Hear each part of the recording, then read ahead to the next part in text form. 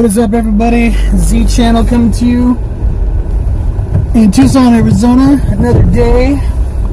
Headed out to go to an appointment right now.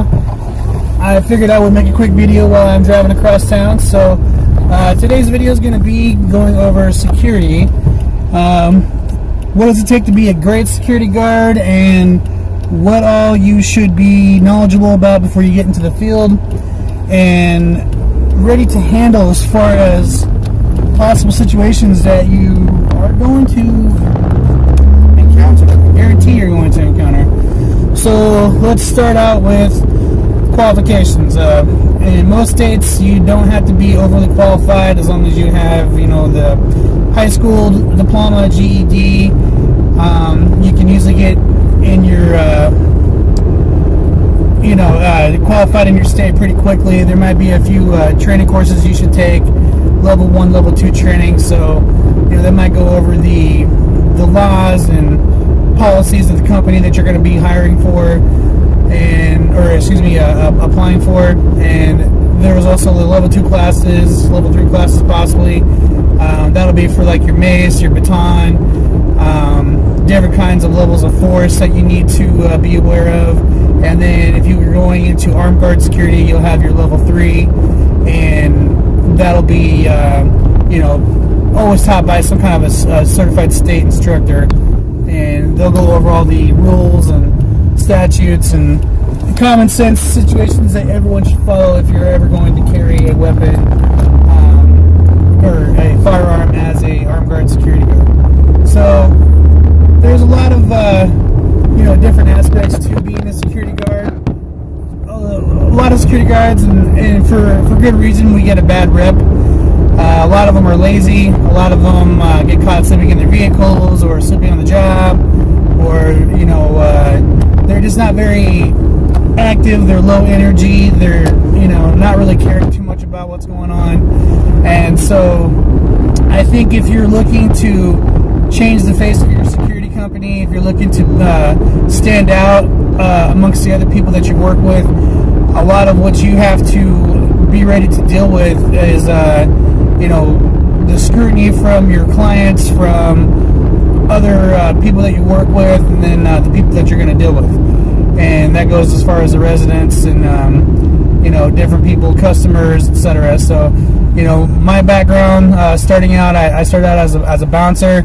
And that actually taught me a whole lot about just self-awareness, how to de-escalate situations, how to basically read people, whether they're intoxicated or not, on what they could or could not do.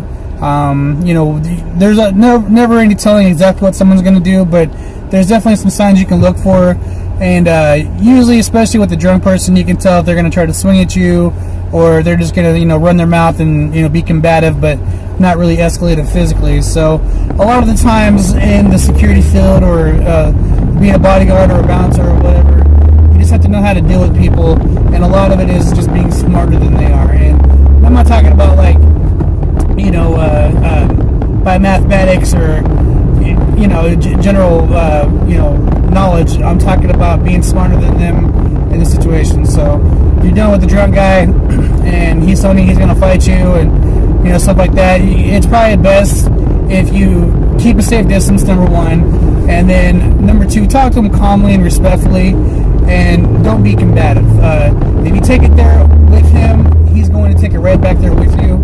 And so it's really important for you to understand that it's all on how you conduct yourself professionally. So speak assertively, speak clearly, speak calmly, and you'll 9 times out of 10 get the person to comply with what you're asking them to do. So, if he's not wanting to leave property, explain, hey sir, you're trespassing. I've asked you to leave. You're refusing to comply with the request that I'm giving you, and so I'm gonna have to call the police on you.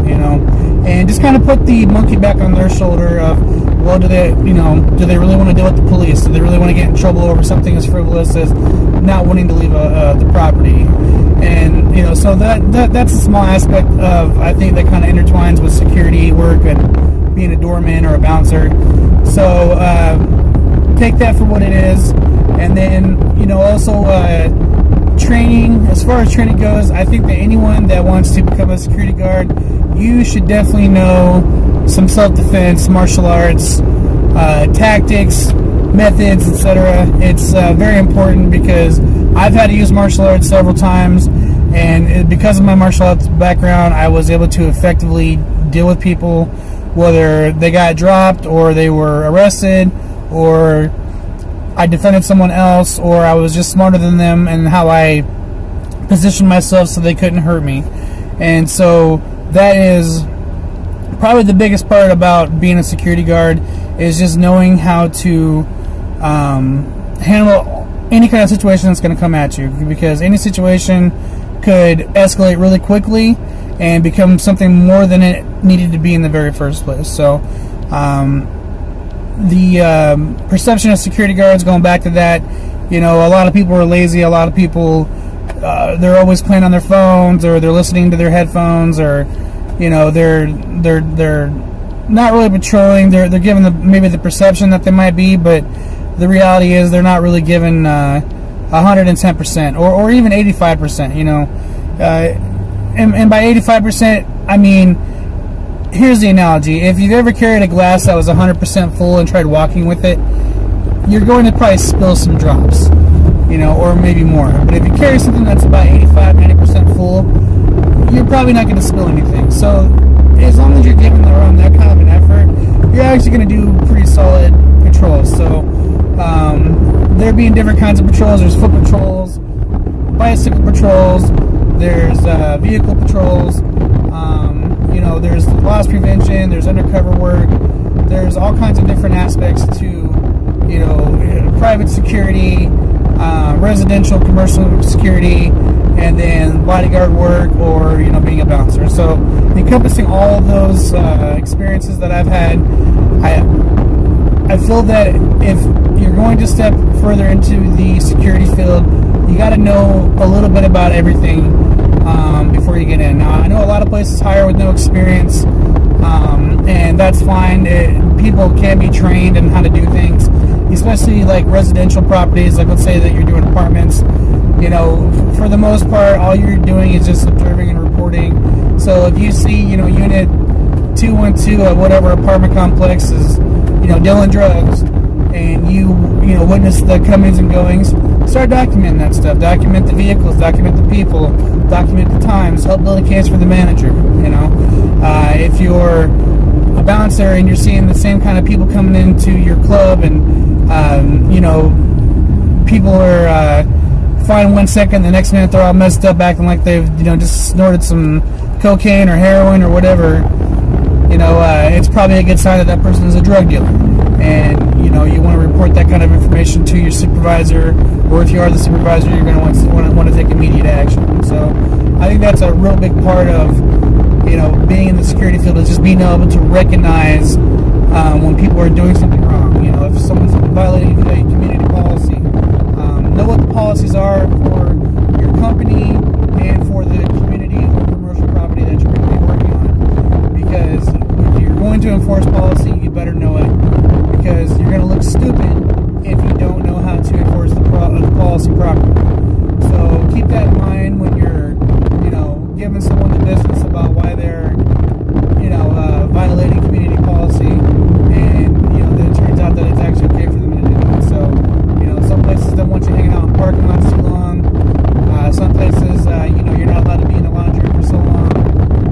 Certain pool rules, like no glass, or you don't have so many, visitors with you while you're using the pool or the gym facility and stuff like that. So, pick your battles. Definitely pick your battles with people. It can really help out your relationship with the people that you're going to be securing. And I also found that just being friendly and nice to people, you can get a lot of information from the people that live there. Like, the people that live at these places that are troublesome, they know who's dealing drugs. They know who's prostituting. They know who's causing problems on property, and they'll gladly give you the information and help you do your job better. So it's all on networking with people while you're on property, and just having an all-around presence, making yourself known. So you should be able to establish yourself to the point where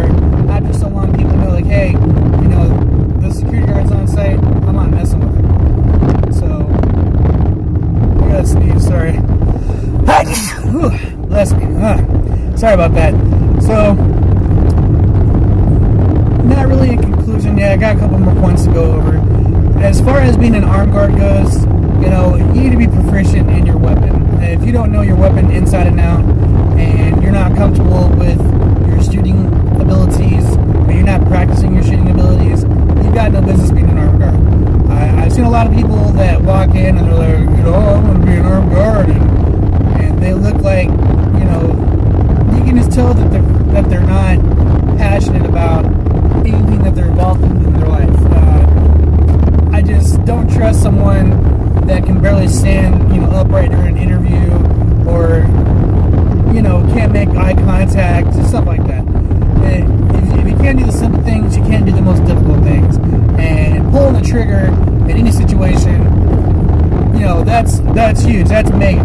So I just want people to be aware and understand that if you're going to be an armed guard, know what you're doing, understand the risks that it involves, and just realize that as soon as you pull that trigger, you're going to jail. Even if you're justified in what you did, you know, you're still going to face probably civil suits, and you're definitely going to be looked at by the DA to see if you overstepped your bounds. You know, if there was any chance or rhyme or reason that you could have retreated from the situation or made the situation, you know, or de-escalate the situation, that, or let's say you're a really good shot, you know. My instructor taught me this one when I took my first armed guard course here in Arizona. I had completely killed the course. I mean,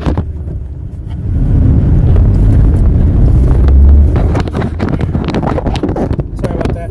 I completely killed the course. I actually, in my opinion, I know for a fact that I probably got close to 100%, you know, in my test. And so when I got my test, he gave me a 70, and actually he gave everybody a 70. And I'm like, hey, what's the deal here? I was like, I think I missed like maybe one shot, and it wasn't even like a miss. It was, you know, it was like right. It was still on the target. It just wasn't in the body zone. And well, I mean, it was still in the body zone, but it wasn't in the target of the body zone. But anyway, you know, he explained to me that the reason why he gives everyone a 70% is because if you ever do go to court and the lawyer wants to try to make it seem like, well, you know, they're going to look at your test scores and they're going to say, well, you got a 100% on your shooting test, so that means you're pretty proficient, right? And of course you're going to brag and be like, oh yeah, you know, I'm really good with my gun. They're going to say, well, why don't you shoot him in the knee then if you're such a good shot? Why don't you shoot him in the shoulder? Why don't you shoot him in the hand? Why'd you have to shoot my client, you know, in the chest 2 times and kill him? You know? And, or, you know, obviously he's not the client at that point if he's dead, but you know what I mean? Like if the family's trying to sue you, the guy that you killed, you know, for whatever the reason is. So just be aware of those kind of things. Understand that, you know, when you go to court, everything that you say and do can be held against you. So a couple things. You have the right to remain silent, so remain silent. Don't do anything until you talk to a lawyer. And even after that, you need to deny, and just go through the motions. I've only known a few people that have had to go through this before, and it's a very trying, scary, crappy situation to be in when you're just doing your job. And so, you know, to anyone that's going to be in the security field, whether armed or unarmed, just realize you're liable for what you do and how you do it, before, during, and after. So that's my security tip for right now. I'm going to have another security video coming up when I get done with my appointment to go over a few more things. But for right now, that's what I got on this video, and there will be some more coming up from the Z channel. So thanks for watching. We'll talk to you soon.